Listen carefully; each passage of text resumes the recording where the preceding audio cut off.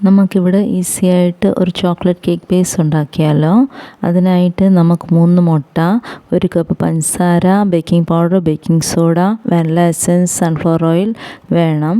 നമ്മൾ 250 ഗ്രാംസ് മൈദ എടുത്ത് വെച്ചിട്ടുണ്ട്. അതിനകത്ത് നമ്മൾ 1 സ്പൂൺ ബേക്കിംഗ് പൗഡർ ഇടും. നമുക്ക് അതിനായിട്ട് 1/4 ടീസ്പൂൺ ബേക്കിംഗ് സോഡ വേണം. 2 ടീസ്പൂൺ നമുക്ക് കൊക്കോ പൗഡർ വേണം. നമ്മളത് നന്നായിട്ട് അരിച്ചെടുത്ത് മാറ്റി വയ്ക്കാം. നമ്മളത് നന്നായിട്ട് ഇളക്കി കൊടുക്കാം, എല്ലായിടത്തും ബേക്കിംഗ് പൗഡറും ബേക്കിംഗ് സോഡ ആവാൻ വേണ്ടി. നമ്മൾ പഞ്ചസാര അരിച്ചെടുക്കാം. നമ്മൾ എടുത്ത് വെച്ചിരിക്കുന്ന മുട്ടയ്ക്കകത്ത് 1 സ്പൂൺ വാനില എസൻസ് ഒഴിക്കാം. എന്നാൽ നമുക്ക് 1/2 കപ്പ് സൺഫ്ലവർ ഓയിൽ വേണം. അത് നമുക്ക് ഒഴിച്ച് അടിച്ച് വയ്ക്കാം.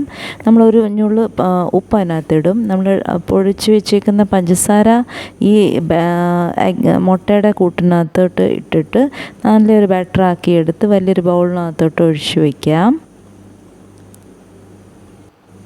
ഇനി നമ്മൾ അരിച്ച് വെച്ചേക്കുന്ന ഈ ഡ്രൈ ഇൻഗ്രീഡിയൻസ് ഇതിനകത്തോട്ട് മുട്ടയുടെ ബാറ്ററിനകത്തോട്ട് ഇട്ട് നന്നായിട്ട് നമുക്ക് ഒന്ന് മിക്സ് ചെയ്തെടുക്കാം.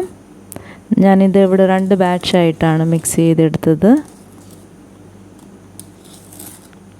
നമുക്ക് കട്ടയൊന്നും ഇല്ലാതെ നല്ലപോലെ എടുക്കാം. അത് ഇച്ചിരി ടൈറ്റാണെങ്കിൽ അതിനകത്ത് നമുക്ക് 2 സ്പൂൺ പാലൂടെ ഒഴിച്ചെടുക്കാം. നമ്മൾ ഓൾറെഡി ഇവിടെ ഒരു പാൻ വെച്ചിട്ടുണ്ട് ചൂടാവാൻ വേണ്ടി. നമുക്കിവിടെ ഒരു കേക്ക് ടിൻ എടുത്ത് നന്നായിട്ട് ഗ്രീസ് ചെയ്ത് വയ്ക്കാം. അതിനകത്ത് നമുക്ക് ഇച്ചിരി മൈദപ്പൊടി വെതറി കൊടുക്കാം, ഒട്ടിപ്പിടിക്കാതിരിക്കാൻ വേണ്ടി. ഇവിടെ നമ്മുടെ ബാറ്റർ റെഡി ആയിട്ടുണ്ട്. അത് നമ്മൾ നല്ല ഒരു റിബൺ കൺസിസ്റ്റൻസിലായിരിക്കണം. നമ്മൾ ഈ ബാറ്റർ കേക്ക് ടിന്നകത്തോട്ട് ഒഴിച്ച് നമുക്ക് വയ്ക്കാം.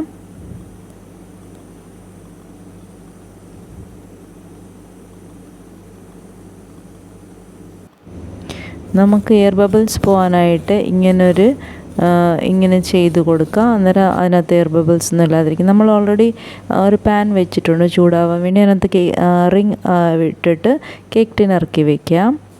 എന്നിട്ട് 45 മിനിറ്റ് ബേക്ക് ചെയ്യാൻ വയ്ക്കാം. നമ്മളതിൻ്റെ മുകളിൽ ഒരു വെയിറ്റ് എടുത്ത് വെക്കണം. ഇവിടെ നമ്മുടെ കേക്ക് റെഡി ആയിട്ടുണ്ട്. വളരെ ഈസിയാണ്. എല്ലാവരും ഒന്ന് ട്രൈ ചെയ്ത് നോക്കണേ.